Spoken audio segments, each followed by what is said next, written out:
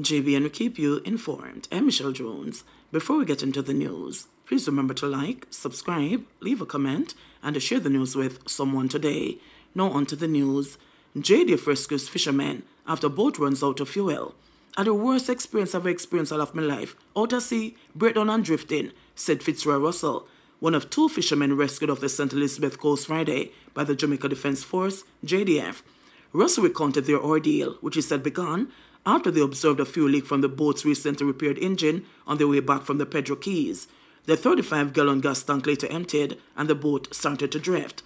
The fishermen were rescued approximately 14 miles southwest of Black River on Friday, following a JDF-led search and rescue mission. The men left the New Causeway fishing village on August 31 but did not return as planned, and they were reported missing on September 4. The JDF Maritime Air and Cyber Command launched an immediate search operation using both air and maritime resources. Seafarers eventually spotted the drifting vessel, it Duane, and alerted the JDF Coast Guard, leading to the rescue. I feel joyful, Russell said, recalling the relief he felt when the rescue team arrived. The men were brought ashore and handed over to the Marine Police. The JDFers thanked the seafarers whose information helped in the recovery and reminded the public to report overdue vessels or distress situations to the Maritime Air and Operations Center at 876-926-8121 or via mobile at 876-836-1216. Investigation launched after policeman's rifle discharges, injuring his legs. The authorities are investigating the shooting injury of a policeman after the reported discharge of his service weapon during a patrol in St. Thomas on Saturday morning. The incident occurred at about 3 a.m. while the patrol team was awaiting assistance after their service vehicle reportedly developed a puncture in Seaforth. The constable was reported in the front passenger seat with the issued M16 rifle. He was injured in both legs. He was transported to the Princess Margaret Hospital for treatment. The incident has been reported to the Police High Command and the Independent Commission of Investigations. Postmistress shot dead in Clarendon. Less than a month after her husband was murdered, a 43-year-old postmistress was gunned down outside her place of employment in Palmer's Cross, Clarendon on Thursday. The deceased is Debbian-ann markland-barrett of Russell Lane in Palmer's Cross. It's reported that, at about 11:30 a.m., Markland-barrett was inside a bar in the same building as the post office when explosions were heard. Two men were reportedly seen running from the scene with handguns. The police were called, and the victim was found with multiple bullet wounds to the head.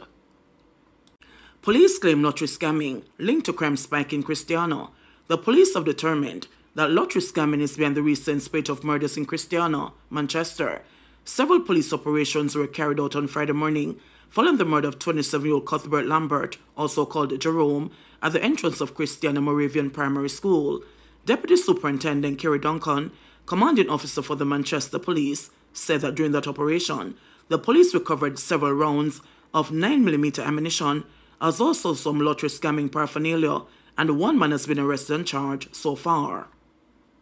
Our detectives have been doing some tremendous work in the Department of Investigation. The point that we have cleared up, and I say that we've arrested and charged 75% of the persons who have been committing these atrocities within the parish. And our operational response has also been tremendous. After the incident of murder, we carried out a series of operations. We recognize that the lottery scamming, the law reform has been a part of what is causing these incidents within the parish. So we have been looking in that direction, and so we have been carrying out a series of operations. And just this morning, we recovered some rounds, some 9mm ammunition, as also some lottery scamming paraphernalia, and one man has been arrested and charged so far. Broken love triangle may have caused the Westmoreland double murder. The Westmoreland police are theorizing that a double murder of two teenagers in the Top Lincoln district in Grangeville on Wednesday stems from a love triangle gone wrong. The deceased teenagers have been identified as 15-year-old jael-jay Tomlinson of Burn Savannah district in Frome and 18-year-old Ramesh O'Connor of a Frome district in the parish. Acting Commanding Officer for the Westmoreland Police Division, Deputy Superintendent Sean J. Mitchell, says a hell-of-a police investigation is underway. Two men arrested after guns and ammo seized in St. Andrew. The St. Andrew Central Police arrested two men over the seizure of two illegal guns and 20 rounds of ammunition on Saturday. The seizure took place at about 3 a.m. while a police team was on East Kings House Road to serve summonses. As the police entered the premises, one of the men attempted to flee but was apprehended inside a room. During a search, police found 2.3 revolvers, one with 5 rounds and the other with 6 rounds, along with 9 additional rounds of ammunition. Both men are being held for possession of prohibited weapons and unauthorized ammunition, pending further investigation. Senton police arrest 4 suspects in drug bust. The Senton police have arrested 4 people, including 2 Haitian nationals, following a suspected drug bust. The police say from 4:45 to 7 o'clock Friday morning, they conducted a targeted raid on an 8-bedroom house occupied by the 4 in Salem, Runaway Bay. During a search of the property, 7 knitted bags of compressed vegetable matter resembling ganja were found under a bed in one of the rooms. A further search yielded a quantity of hashish oil, counterfeit US dollar notes, and a point-of-sale machine. Senior Superintendent Dwight Powell, head of the Senton Police Division, reported that the drugs weighed 200 pounds. He added that the Passport, Immigration and the Citizenship Agency will conduct interviews with the Haitian nationals. The police say all 4 accused will be jointly charged for the find, believed to be part of the drugs for guns trade. PM defends use of SOEs in response to international criticism. Prime Minister Andrew Holness is again defending his administration's continued use of states of emergency as a crime-fighting tool, following criticism from an international body. The Inter-American Commission on Human Rights this week called for the Jamaican government to ensure that measures used to fight and prevent crime are implemented in accordance with international human rights standards. The Prime Minister, speaking in Kingston on Friday, with no global convention to support Jamaica in responding to armed organized violence, the state must do what it must to stem such incidents. We don't need to be told to respect human rights. That is something that is ingrained in us, the respect for human rights. But you know what is missing in the conversation? The respect for the rights of the victims. No one speaks about the rights of the victims. Those families who have lost loved ones. No international agency is coming to say, protect the innocent citizen.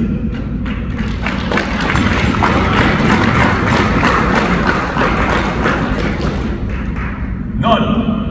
The original strategy was to attenuate the situation by using extraordinary powers to bring the situation within the capacity of the police force to manage, which is what all the developed countries do. Whenever crime or any other issue gets above their capacity, they use extraordinary powers. Nobody criticizes them. We have a situation here that for many years it has been over and above our investigative capacity, over and above our transport capacity, over and above the ability to put boots on the ground in the challenged communities. And what has the government done in the last 8 years? Build out capacity. And so we don't rely on SOEs anymore. A state of emergency was declared in Clarendon last month in response to a gun attack at Cherry Tree Lane, during which 8 people were killed and 10 others wounded. Holness was speaking at the retirement function for Deputy Commissioner of Police, Fitz Bailey. JBN, we keep you informed. Please remember to subscribe, like, share, leave us a comment, and click the notification bell to receive our daily news items.